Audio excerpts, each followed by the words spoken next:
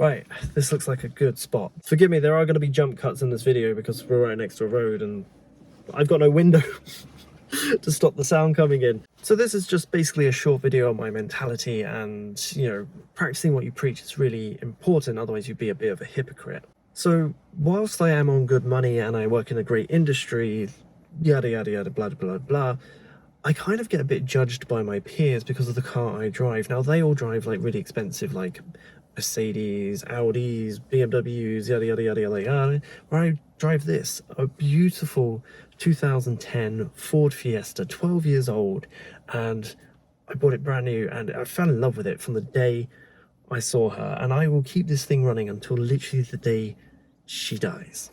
And then one of the worst things that could ever happen to you while driving actually did happen to me. I was in a queue of traffic, going up the road, and then suddenly this guy pulls out way too fast, reverse, not looking,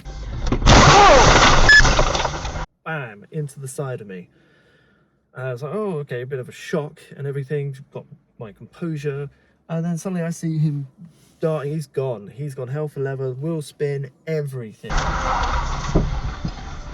What the? Anyway, I was just like, what, got meant to change details, exchange numbers, yada yada yada. So I went after him. Very important, I was following the speed limit, I was up to 40, this guy obviously wasn't, and went around the corner and there he was. I thought maybe he'd pulled over in a safe spot, but no, he crashed his vehicle, and it was just like, okay, great. And then I pulled over just because I was like, you know, this has never happened to me before, I think, and then he's like set off running, and I'm just like, oh dear, I'm slowly starting to clock what's going on. So I see the guy, he gets out of the vehicle, he legs it into the field, and I just thought, you know, he's rammed me, he's sped off, and he's obviously covering up something dodgy, and you know, he has no respect or care for like any other road users or himself, and that's just not the kind of person you want to be tussling with in the middle of the field alone. Like, it's just not worth it. It's just not worth your life. It's not worth getting injured for. So after we run into the thing, I did a quick check on the internet and checked his license plate and stuff, and it was no MOT, there was no road tax. I'm going to guess that it was pretty much uninsured or stolen or in between, or, you know, insert bad negative thought there. So it did not look good or pretty for me at the time, because I'm also going to go out on a limb and say that it probably wasn't insured. So I decided to wait with the abandoned vehicle, call the police, wait for the police, and a lorry turned up and took his car away. And in that time, I took a moment to have a look at the damage. So now let's go for what you've all been waiting for and have a look at that damage.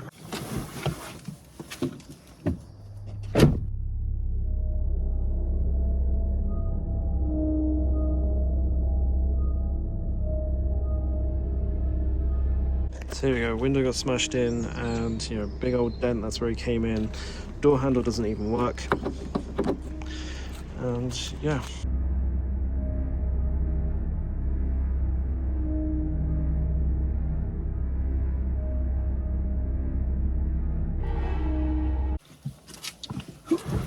Okay, right, where were we? So what's this got to do with like the price of eggs or practicing what you preach? So I decided to buy a small car that's cheap to run, cheap to maintain, cheap to insure, and cheap to repair. If this had been £100,000, 75,000, or even £50,000 Mercedes, Audi, BMW, yada yada yada, could you imagine the cost and extent of the damage that was done by that guy? And having to get that repaired would be a massive chunk of money. And not to think also like the mental cost, you would be absolutely fuming and livid and just... This kind of damage on my car is easily repairable, cheap to fix, and it's not going to take more than what the car's actually valued and worth. But it turns out the vehicle was actually insured to someone. We don't know if that someone was driving, and that is the point, that they're probably going to say, oh, someone else was driving, Joe Bloggs was driving, it was stolen, yada yada yada, blah blah blah, and it's going to be... just more aggravation and stress. I've decided that basically this guy is judgment proof, and basically even if I do chase him to the end of the earth to get the money back for the repair and everything like that, we're gonna have to go through courts, we're gonna have to go through this, that, the other. It's just gonna be expensive, legal, and just a lot of stress. And when you've been sensible like I have, and you have When Stuff Happen funds, and that's a YouTube friendly title, your mentality is a bit different of, instead of needing that money back, you have money to fix a problem and just move on with your life and live better. just let it go, let the stress go. This is how I look so young at 35. I just let the stress go. I mean, whilst having to pay for the repair myself is annoying, unjust and unfair, taking the L now just means getting rid of all that stress and everything. I mean, it's the door panel that just needs to come off, be resprayed and rebuffed. I mean, it's not going to cost more than what the actual car is worth, and you're just getting rid of that stress. And most importantly, this is a classic car now. Like, they are making no more Ford Fiestas in 2023. So this is it. This is like one of the last of a breed. Like, this will be a true classic in 10 years time, like a Vauxhall Nova, with a bit more class.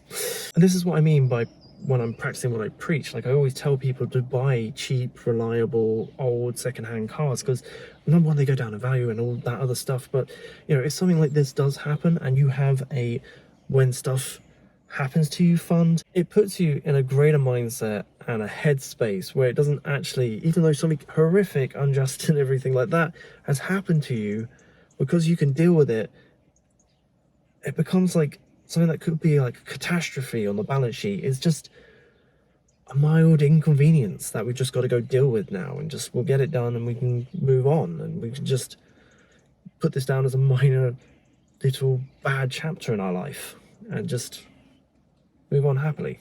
What I'm trying to advise is that you should have a for when stuff happens fund, because stuff is going to happen to you, and it's your past self looking after your future self. So it's your own brand of insurance. That's why I'm not going to my insurance company to get it fixed. I'm going to my insurance fund for this thing to fix, because then it doesn't actually affect my premiums, don't go up and anything like that, because we haven't touched it, we haven't touched anything like that. So after 13 years of driving, we have a solid, cheap insurance policy, which is what we need to keep down, and that's how we'll get the money back, by not increasing our premium and costs, if that makes sense. And on that note, let's go get this beautiful baby repaired.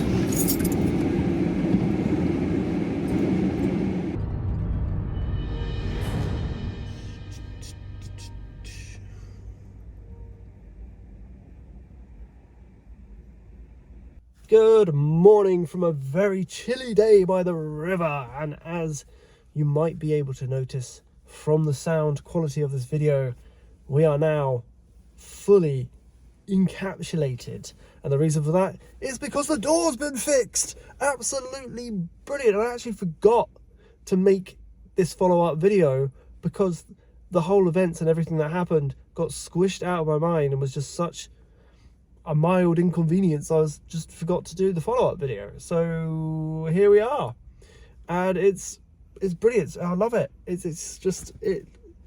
You would never tell, honestly. You would never tell that what happened. The garage did a very good job on it. I'm very proud. Love them. Brilliant job, guys. And yeah, you would never know. And I suppose you want to come check out that damage, don't you? So let's go. Oh, lights on.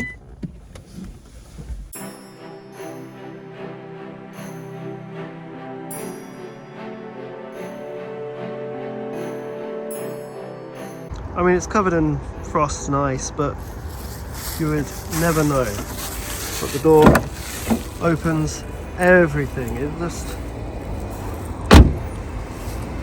It's amazing. You would never even think it. Oh, that's cold. Oh, back in the warm. Yeah.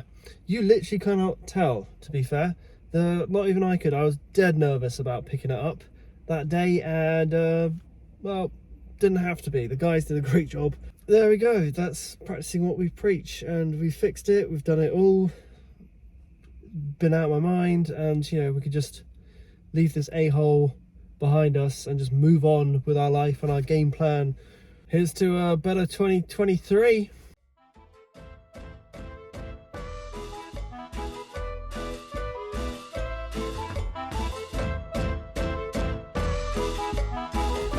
Completely honest with you, I was a little bit nervous that I was going to be driving around in some kind of like modern day in-betweeners car, you know, with a different coloured door and stuff. But no, absolutely haven't happened. They resprayed the whole thing, made it look fantastic. So, boom.